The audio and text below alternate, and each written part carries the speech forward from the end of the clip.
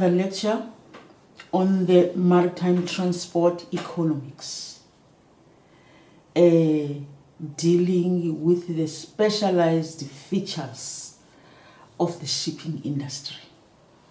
I have already mentioned the transport of goods, and I introduced another term, commodities, the kinds of commodities that are carried by these ships.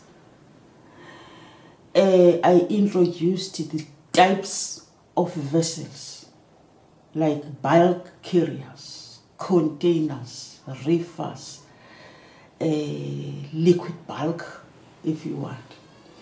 So the commodities, we categorize them as grain, minerals, agricultural products, fruit and vegetables, fish, and meat products, or any manufactured product.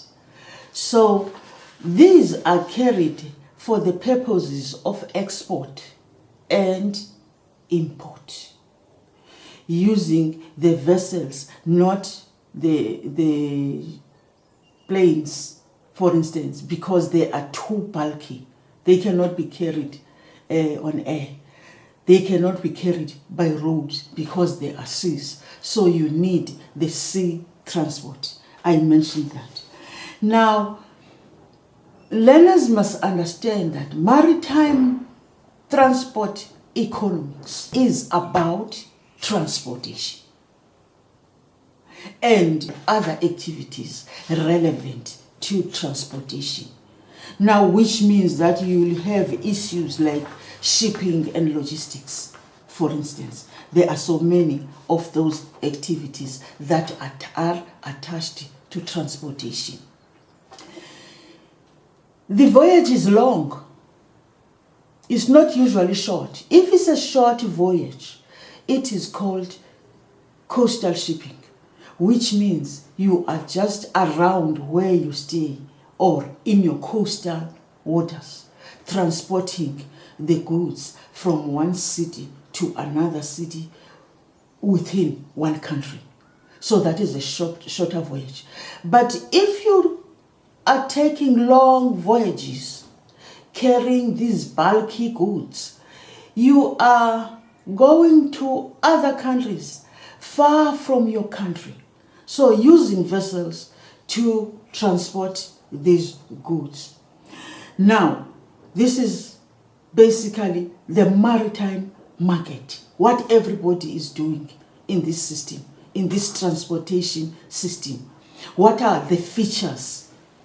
Who are you going to deal with? So I want to categorize those, what is all involved in this maritime transport economics. What are you going to deal with? Remember, these vessels have to be manufactured.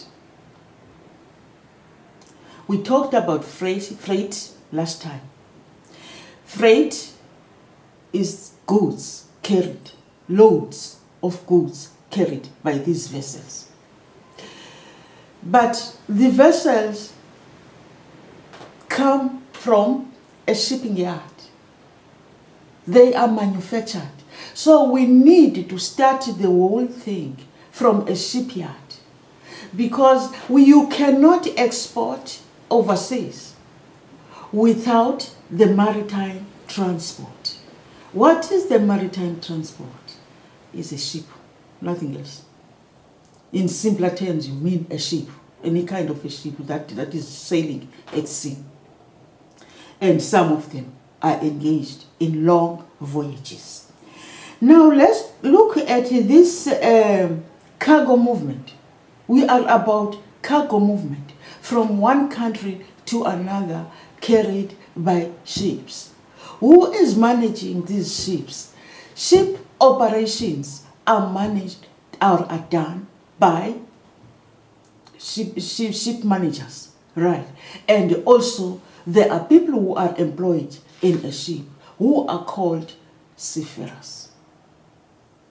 Now, seafarers are like everybody who is working there. You might be an engineer, you might be a surveyor, you might be a navigator, you might be a ship captain. So many categories of people that are in that. That's why we say shipping has got many jobs.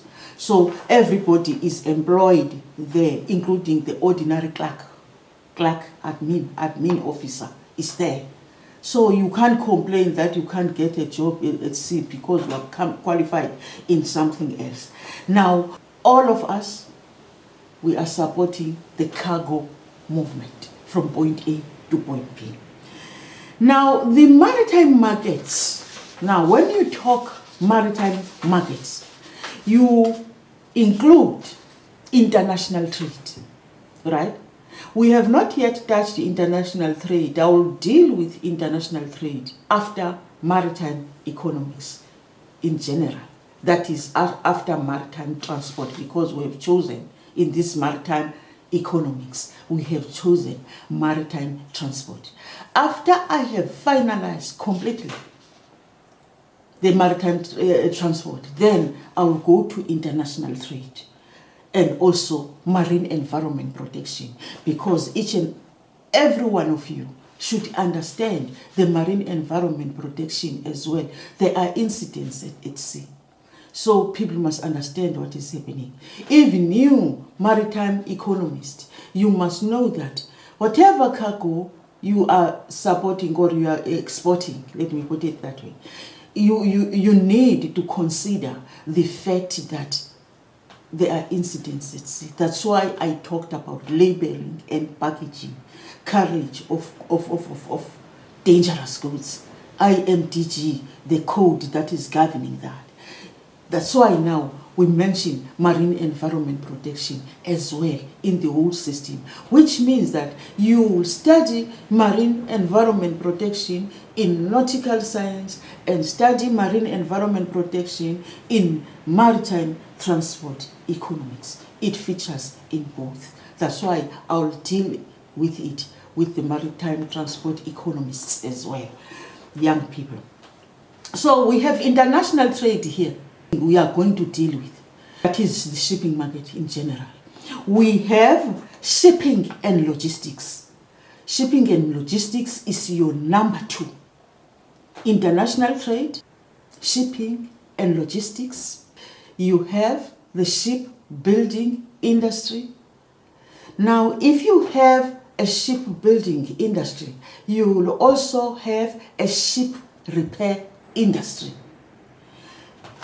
You also have a shipping line operations and management. Somebody must do that.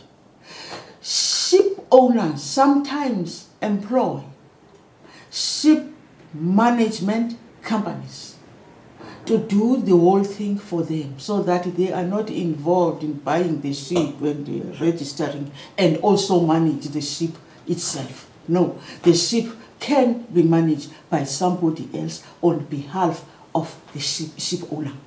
Yeah. We have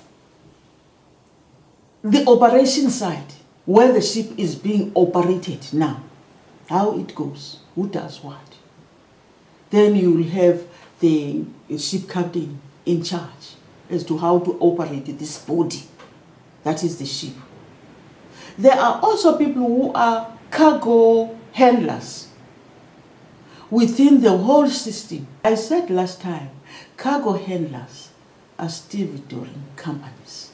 Now, stevedoring companies are those people who are able to use the equipment in a port, offloading the cargo or loading the cargo. They do that using specialized equipment per commodity. You must understand that. Now, I said we have shipyard services. That's where the ships are built, right? Now, the process of building a ship, in short, you are economists anyway. I have already dealt with that one in nautical science. It starts from a ship owner wanting a particular ship. he approaches a shipyard. Right. Then in the shipyard, you will find people called naval architects. They are those people who are going to start designing the ship. How is it going to look like? What kind of ship you want? Because the design of a cruise liner is different from the design of a liquid bulk carrier or any other vessel you would want.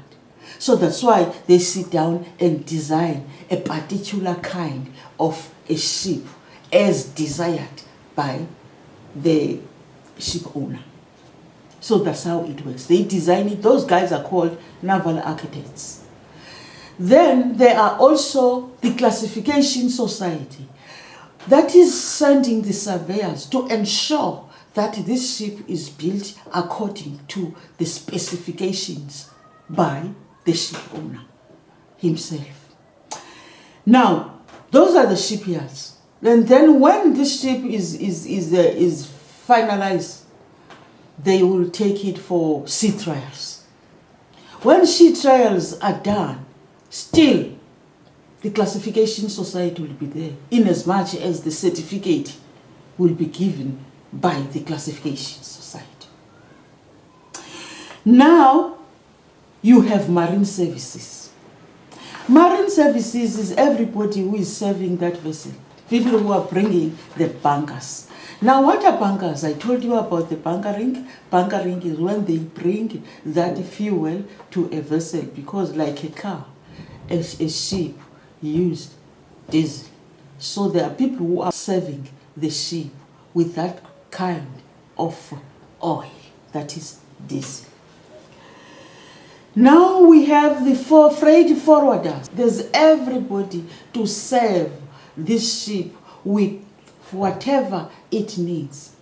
For instance, we also have people who will be bringing ropes, and some are bringing alcohol, some are bringing food to the ships, drinks, and everybody in a boat is serving the vessel that is coming.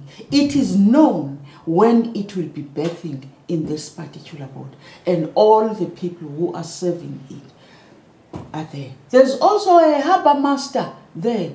A harbor master is guiding these vessels. Him and his staff, they are guiding these vessels, their movement within a port, so that there are no accidents in these boats. So maybe by now you understand that the ship is served by so many people. I have mentioned but a few. With time, you're going to know all of them. But for today, I am telling you about the cargo forwarders. I am telling you about the stevedoring. I am telling you about bunkering. I am telling you about the role of a harbor master and his staff. What are they doing? All that is called marine services. There are also boys there. The body itself, or the authority, is looking at the conditions and the standards of the boys, because this ship must come. It must not hit anything, create incident in the port. The boys are guiding its route in a port. Ladies and gentlemen, like I have said, I am summarizing a chapter telling you exactly what you are going to see in that particular chapter. For instance, as I have said here in this one, this chapter now I'm dealing with, it is dealing with specialized features of the shipping industry. It is dealing with commodities to be transported. It is dealing with the maritime market, right? Maritime transport market. So those are the kind of things you are going to get now at the maritime economics. Thank you, ladies and gentlemen.